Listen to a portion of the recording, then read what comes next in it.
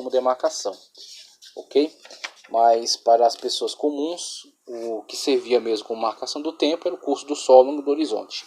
E não haviam recursos suficientes, não haviam recursos disponíveis. Para o mês, né, então falamos aqui acerca da marcação do dia, essa variação que há entre a marcação egípcia e mesopotâmica, e como isso vai influenciar Israel ao longo da história. Para o mês agora, o que temos? Os egípcios, conforme sua determinação do dia de manhã a manhã, contavam o mês lunar a partir da manhã em que se desaparecia o último quarto da lua precedente. Os babilônios, que contavam o dia de uma tarde a outra, começavam a contar o mês com a aparição do crescente da lua nova e do pôr do sol. Com os israelitas, contavam o dia de manhã a manhã.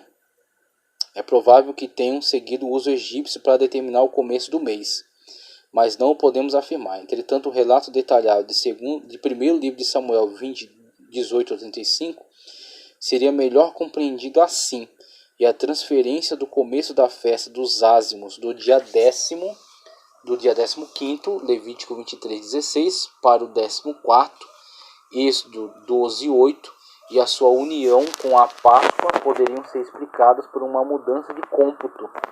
A maneira babilônica de contar os dias teria substituído o sistema egípcio. Assim haverá, enquanto um está somando a manhã como um marco divisor, o outro está somando a tarde. Assim, quando há mudança de cômputo, há essa questão aqui da mudança do início da festa. Ela, na verdade, está no mesmo lugar, mas é a mudança do cômputo, né, a forma de contar o tempo é que mudou. Então, a festa está sendo celebrada da mesma forma, só que a forma de contar é que mudou. Essa mudança aí de influência egípcia para influência mesopotâmica.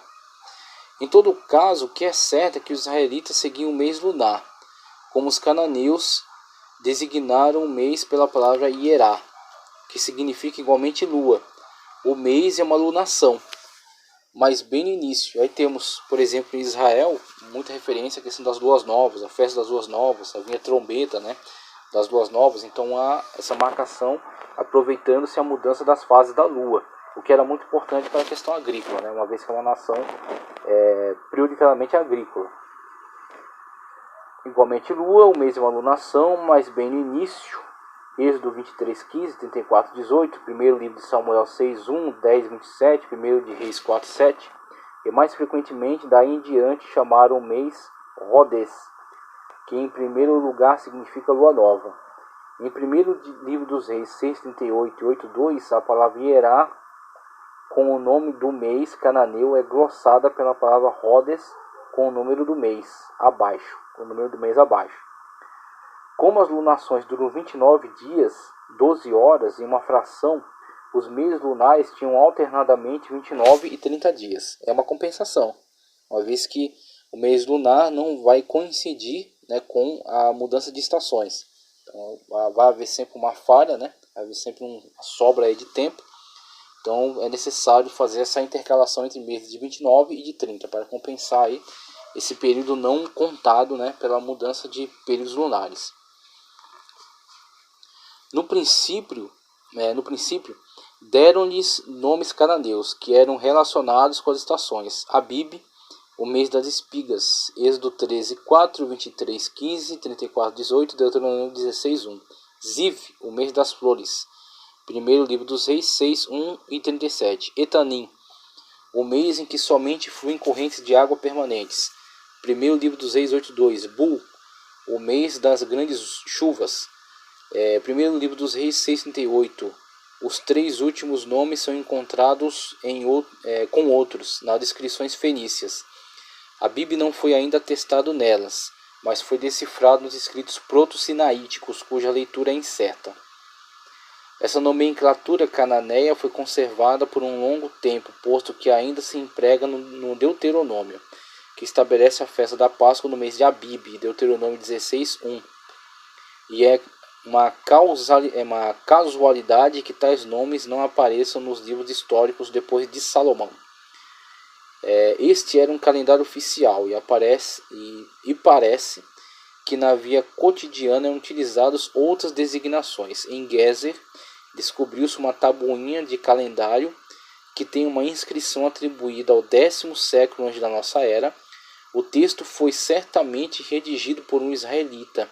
É um calendário que oferece a seguinte tabela: 2 meses, colheita, 2 meses, plantio, 2 meses, plantio tardio, 1 mês, colheita do linho, 1 mês também, cega a cevada, 1 mês, cega do trigo e contagem, 2 meses, poda, e 1 mês, frutos de verão. Então, um calendário especificamente voltado para a questão da agrícola, colheita, plantio, diferentes tipos de colheitas ao longo do ano.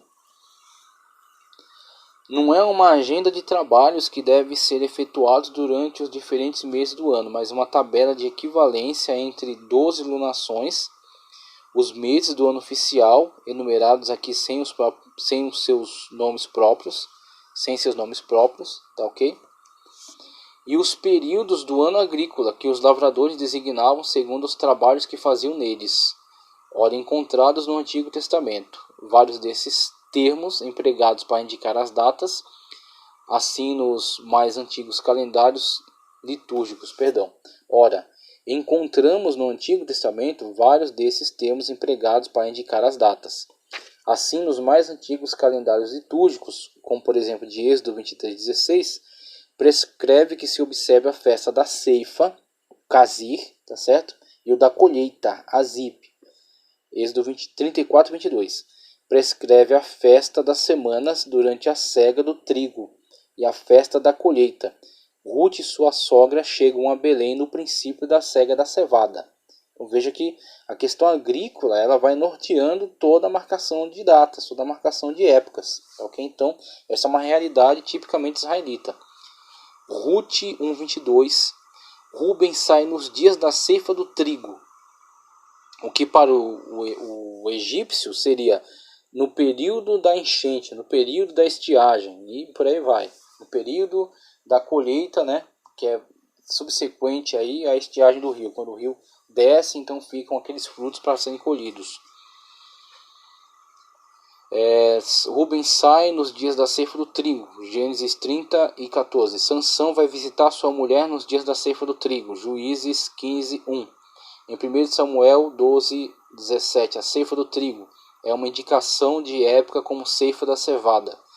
Em 2º livro de Samuel 23:9-10, Amós vê os gafanhotos surgirem no tempo em que as sementes tardias começam a brotar.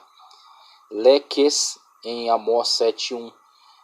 Muito mais tarde, o manual de disciplina da seita de Qumran, ao enumerar as 4 estações tomadas dos gregos, lhes dará também nomes que se referem à agricultura. Kazir, cefa, Kais, frutos de verão, Zera, plantio, Desce, brotos novos, e os 3 primeiros já se encontram no calendário de Gezer, mas diferentemente deste, a equivalência é estabelecida com as estações gregas e a ordem é de um ano que começa na primavera. A mesma comunidade de Qumran parece também testemunhar um calendário agrícola mais completo, análogo às cinquentenas dos camponeses da Palestina moderna, que, como vimos, foi dado aí por influência do movimento nestoriano, né, entre eles, essa questão da contagem cinquentena. No calendário oficial, os nomes cananeus dos meses foram substituídos em uma certa época por números ordinais. Daí por diante contou-se desde o 1º mês até o 12º. A favor da antiguidade de tal sistema, podia-se fazer valer o uso egípcio de numerar de 1 a 4 os meses os meses das 3 estações anuais, e citar textos da Mesopotâmia como estes: desde o princípio do ano até o 5º mês, e desde o 6º mês até o fim do ano. No Código de Hammurabi, tomei os presságios para o 6º mês. Nos arquivos de Mari, no 6º mês enviarei. Nas cartas de Amarna. Mas a divisão do ano egípcio em 3 estações nunca entrou em Israel. E as expressões acádicas que acabamos de mencionar são excepcionais e não pertencem a fórmulas próprias de datação. De fato, esse sistema não é atestado pelos livros históricos antes do relato da tomada de Jerusalém por Nabucodonosor, quando entrará então em ação a influência mesopotâmica, né, da Babilônia. Então temos aí, segundo livro dos Reis, 25, Jeremias 52. As passagens de Josué 4:19 e primeiro livro dos Reis 12:32 são redacionais. Em primeiro livro dos Reis 6:38 e 8:2, o número do mês é uma glossa que explica o nome cananeu. No livro de Jeremias, o uso aparece sobre Jeoaquim, Jeremias 36:9-22, sobre Zedequias, já no final aí do período judaico, né, quando está prestes aí a invasão da Babilônia, Jeremias 28:1-17, 39:1-2 e também 1 e 3. E depois da queda de Jerusalém, Jeremias 41:1. A mudança foi produzida depois do reinado de Josias, o que é confirmado pelo Deuteronômio, que emprega ainda o velho nome do mês Abib, Deuteronômio 16:1. Já veremos que esta mudança coincide com a adoção do ano babilônico, que começa na primavera. Mas no princípio não foram aceitos nomes babilônicos de meses, provavelmente por causa de suas conexões com os cultos pagãos. Então há uma resistência, né, à adoção dessa nomenclatura para sua datação, seus meses, uma vez que estavam muito relacionadas à questão do paganismo presente ali na Babilônia. E em seu lugar foram postos números ordinais. Sem dúvida, duas tabuinhas cuneiformes do século VII a.C., descobertas em Gezer, são datadas segundo o nome babilônico do mês, mas estão redigidas em assírio sob a dominação assíria. Pelo contrário, a designação dos meses pelos números ordinais é a prática constante de Ezequiel e de Ageu. No regresso do exílio, no livro de Zacarias, o 11º mês é explicado como o mês de Shebat, Zacarias 1:7. O 9º como o mês de Quisleu, Zacarias 7:1. Trata-se de glossas posteriores. Os nomes babilônicos são empregados no documento aramaico de Esdras 6:15 e nas memórias de Neemias 1:1, 2:1, 6 e 15. Coisa que não deve surpreender, posto que os persas haviam adotado o calendário babilônico. Então o calendário babilônico, pela sua eficácia, foi adotado, né, também pelo Império Persa. Sob a mesma influência e na mesma época, os papiros de Elefantina, que era no Egito, são datados segundo os meses babilônicos. Temos aí, uma vez que a Babilônia estendeu sua dominação por diversas terras, atingindo até o Egito, então foi adotado, né, nos papiros de Elefantina, e conta-se a forma de datação babilônica. Mas o redator de Esdras, de Neemias e de Crônicas se serve sempre dos números ordinais. O livro de Ester designa geralmente os meses por um ordinal, seguido do nome babilônico, salvo uma exceção. Nos livros de Macabeus, às vezes o número ordinal apresenta-se só. Primeiro livro de Macabeus 9:3-54 também, o 10:21, o 13:51. Às vezes seguido do nome babilônico. Primeiro de Macabeus 4:52, 16:14, segundo livro de Macabeus 15:36. Mas o nome babilônico em sua forma grega apresenta-se geralmente só. Essas variações indicam que as designações babilônicas foram introduzidas bem depois do exílio e só se tornaram comuns mais tarde. Livros apócrifos como os de Jubileus e dos escritos de Qumran mostram a resistência obstinada de certos ambientes religiosos. Entretanto, os meses babilônicos acabaram por se impor no judaísmo ortodoxo. Temos aqui sua sucessão no ano, começando na primavera com os equivalentes aproximados de nosso calendário. Então temos Nissan, que seria para nós março, abril.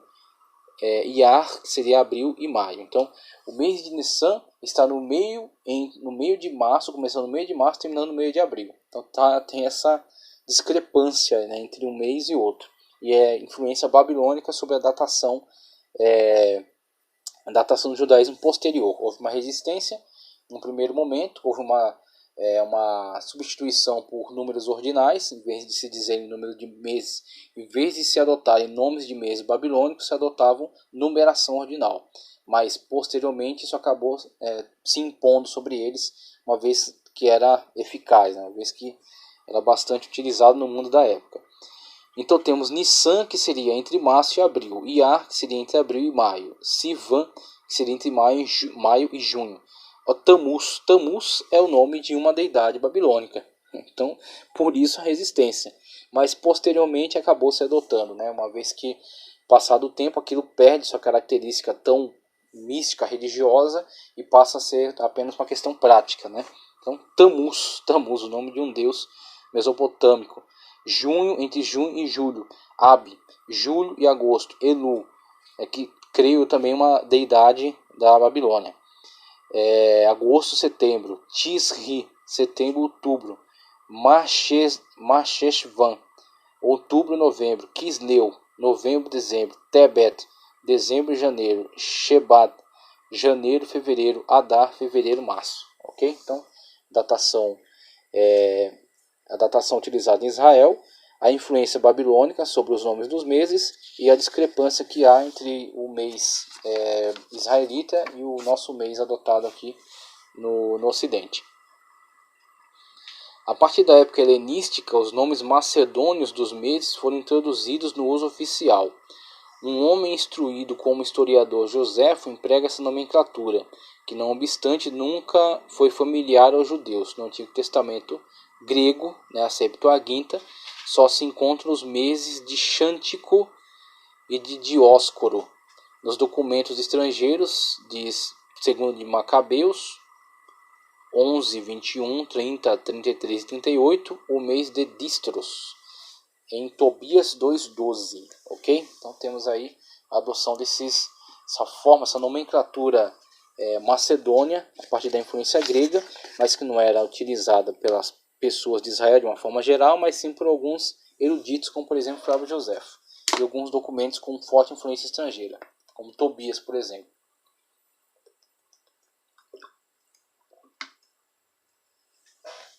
Com relação à semana, quero fazer essa leitura aqui com relação à semana e já quero passar logo para essa questão específica em relação à cronologia, a cronologia dos reis de Israel, esse problema cronológico. Veja só, com relação à semana agora, no calendário civil egípcio, o mês de 30 dias era dividido em 3 dezenas. O mês de 30 dias é dividido em 3 dezenas.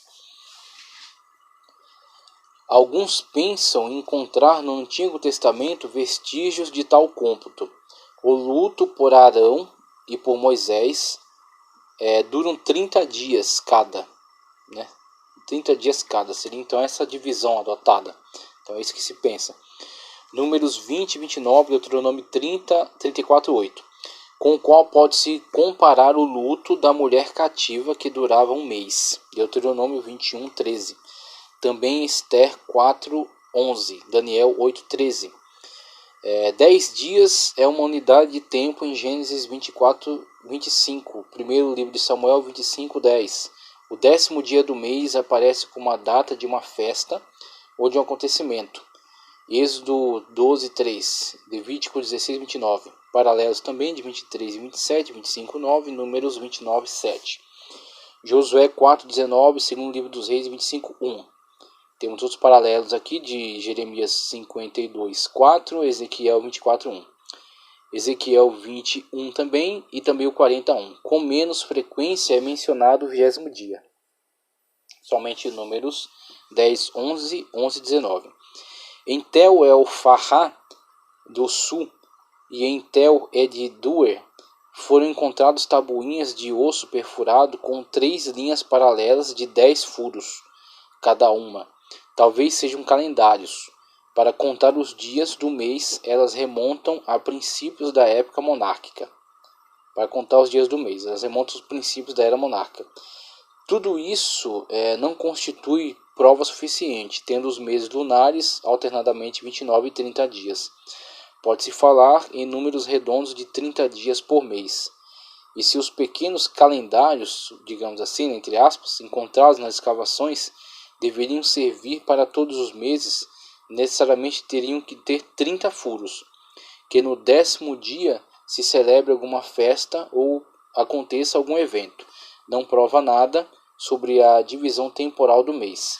Então, que haja essa marcação no 10º dia do mês, não necessariamente que esse mês seja dividido em 3 dezenas, né? Então é isso que ele está dizendo aqui. Há uma sugestão, é possível, né? Uma hipótese levantado a partir dessas leituras, mas não necessariamente isso é uma prova final. O contexto de Gênesis 24:55, de 1º livro de Samuel 25:38, mostra que essa dezena é um cálculo aproximado, uns 10 dias. A única unidade inferior ao mês que é bem documentada é o período de 7 dias, Shavuá, a semana. As origens dessa instituição que nos é tão familiar são muito obscuras. Em um calendário lunar seria normal que o mês fosse dividido segundo as fases da lua. A divisão que mais se impõe é a que indica a lua cheia em meados do mês. De fato, o dia 15º tem importância especial no calendário assírio-babilônico. É o Sapato. Ora, há alguns textos do Antigo Testamento de 2 Reis 4:23, Isaías 1:13, 66:23, Oséias 2:13, Amós 8:5, em que Sabat é posto em paralelo com a Noemênia como um feriado. O Salmo 81:4 emprega em um contexto idêntico a palavra Harakese, lua cheia, o que sugere que Sabat tem o mesmo sentido nos textos precedentes como sapato em acádico, que haja uma correlação entre Sabá e o sapato do acádico. Devemos nos lembrar que as duas grandes festas israelitas da Páscoa e dos Tabernáculos eram celebradas nos dias 14 e 15, do primeiro e do sétimo mês, ou seja, na lua cheia. A festa posterior do Purim, que será uma festa do período interbíblico, tá ok? Será estabelecida igualmente na lua cheia, no 12º mês. A divisão do mês em quatro segundo os quartos da lua é muito menos aparente nos textos. É verdade que no poema babilônico da criação a lua recebe como missão marcar com suas fases os períodos do mês, e que o calendário babilônico, pelo menos a partir do século 7 a.C., põe à parte como dias nefastos o 7º, o 14º, o 19º, o 21º e o 28º, o que corresponde às fases lunares. Mas, pelo menos até o século 11 a.C., o calendário assírio-babilônico notava vários outros dias nefastos. Se o calendário posterior indica uma divisão em semanas, o que não está provado, o ciclo se interrompia ao fim de cada mês, que contava 29 ou 30 dias, e começava cada lua nova.